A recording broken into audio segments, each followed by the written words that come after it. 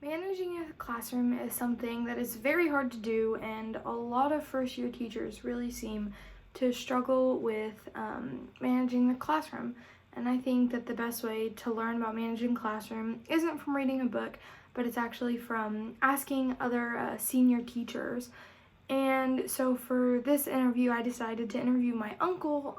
His name is Ryan Tim, and he is a principal, former English teacher for fourth grade, which is exactly what I want to teach, at Baxter Elementary in Midlothian, Texas. Mr. Tim has had a passion for Title I schools, and that is where he has always worked for the last 8 years of him being a teacher. First, I asked Mr. Tim how he best monitors student behavior and academic progress carefully. He said, "You manage behavior by setting high expectations from day one, extremely strict at the beginning because you can always back off. Also, you must give respect in order to get it, so be kind and build relationships."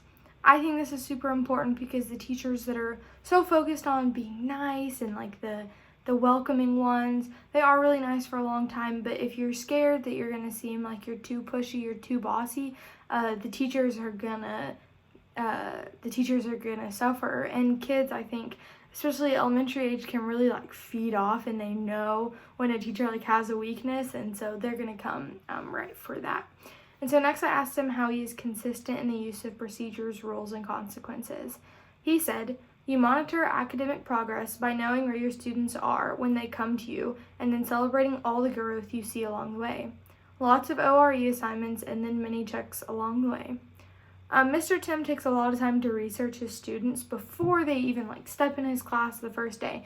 And so he knows former test scores, former teachers, how those teachers were, and so how the kids are gonna come into his class, discipline rules. And so once you know that, you can better cater to your student once you know your student. And so he thinks that you just are consistent by being consistent, by doing the same thing from day one and letting that be your pattern. But also if you get off track and you become a little more lenient, he thinks that the best way is just to talk to your students, and your students will probably understand why you are doing what you are doing.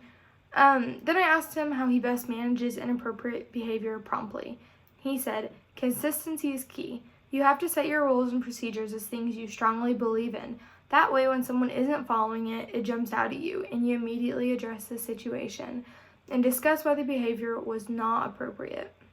I think that this is really important because if a rule is a rule, you're probably going to be really passionate about it if it's a rule that you care about. And so just like if you're really passionate about art, people are going to automatically listen to that because you have that passion. If you have a passion for a rule because it's a rule for a reason and not just because you say it has to be because that's standard, students are going to listen to that. And also it's really easy to be like, oh, okay, well, they just talked out this one time, but you have to really be consistent and punishing every time a student acts out, talks out, so that they don't think that they can keep getting away with it, because I think it's really easy to spiral. Lastly, I asked him about maintaining a positive climate by reinforcing appropriate behavior, and he said, "You see something done right, you praise it all the time.